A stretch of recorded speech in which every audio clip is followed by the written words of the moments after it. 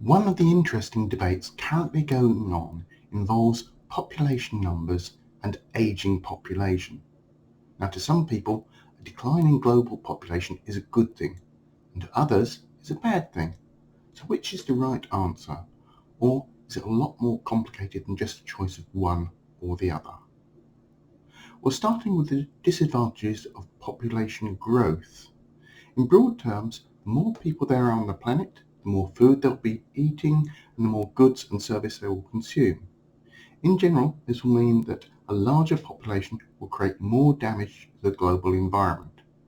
Now, some of this global population growth isn't down to the birth rate.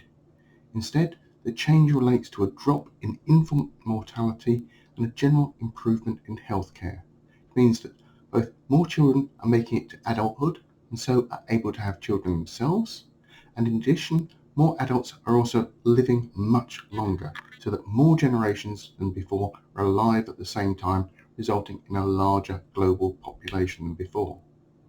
This change in infant mortality and aging is most pronounced in the developing world rather than the developed world, where most of these changes have already occurred. In the developed world, high levels of education, especially among women, has led to an overall decline in the birth rate. And this decline has a couple of interesting impacts on society. First, as the developed world in general uses more resources per head of population than does the developing world, so the potential increase in developing world population and the associated increase in environmental damage could actually be offset by a decrease in population in the developed world, even if the total population change resulted in a net increase in population.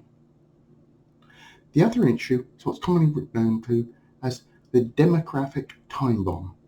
As people in the developed world live longer and have fewer children, eventually this creates a smaller working population, which again has multiple effects on the country where it occurs.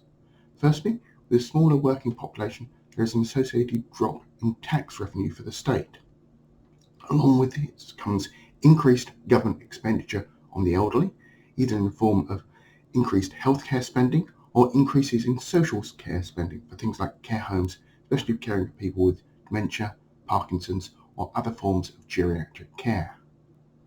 This spending on social care also makes the workforce issue worse, as more people are required to be employed in looking after the aging population, resulting in fewer people being available to do the other jobs in society. This demographic time bomb is already occurring in Japan, where it's already a very major issue and is having a significant impact on their economy. The obvious solution to this demographic time bomb comes with its own associated problems. There's what might be regarded as a surplus population in the developing world and a lack of people in the developed world. Migration from the developing world to the developed world would solve many of the economic issues, but this would also create many social issues, as the existing population could see themselves being replaced or other ways of expressing their displeasure with people moving in from another country or area. While many developed countries focus on this part of the issue, there's also an associated problem for the developing world, what's known as the brain drain. Workers in highest demand in the developed world will all be educated workers, especially skilled workers like doctors and nurses, but also scientists and engineers, as these workers can get far higher rates of pay and associated higher standard of living in the developed world than they can in the developing world. This then causes major problems for the developing country. Not only are they losing some of their brightest and best people, it may slow down the development in their country, they're also losing the money the country actually invested in the education of these people in their youth. Now, some of the money may be returned to the economy of the developing world in form of remittances or money transfers by workers in the developed world to their families left behind in the developing world.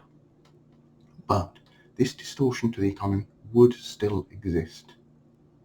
However, it isn't always high-skilled workers who move to the developed world. There are also many people who are employed as cleaners, nannies, building and farm labourers, and other low-skilled jobs where the potential money from higher-paying jobs in the developed world may lead them to being treated like second-class citizens or even slaves in their new country. The questionable legal status of the workers may mean that they find it unable to appeal to the legal authorities in the new country about their treatment, possible exploitation, for fear of being imprisoned or expelled from the country.